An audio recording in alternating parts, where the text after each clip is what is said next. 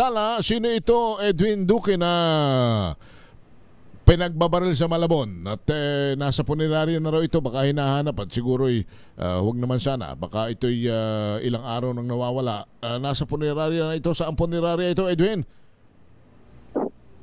Henry, kinuha na Henry nagasukoy yung bangkay ng lalaki pinagbabaril dito sa may kaba na C4 Road sa barangay Tanjung, Malabon. Ay dito sa witness, kabigili lang ng kape sa isang tindahan kanina.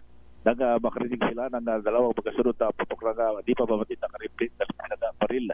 Ay naman sa barangay, nag-ikot sila sa C4 kasama ang tropa ng kapulisan. Makarinig ng dalawang magkasunod na putok.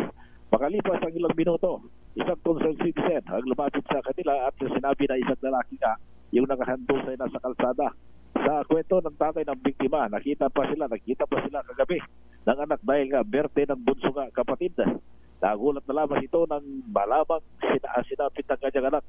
Base sa tala ng barangay, wala pang isang linggo nang makalaya itong biktima matapos makulong ng 6 na buwan dahil sa pagkakasakot sa illegal na droga. Ayon naman sa kinakasama ng biktima na ipamagit ang pangalan, isang hindi kilalang lalaki yung biglang tumawag sa kanya kahapon at hinanap nga itong kanyang kinakasama. Tinayak naman ni Police Colonel J.M. Bayan na patuloy pa ang kanilang investigasyon para malaman kung sino at agkanman anong motibo ng kanilang pamamaril. RS-20, RS-23, dito kinagulat sa DSRH, una sa Pilipinas, una sa Pilipinas. Salamat, Edwin.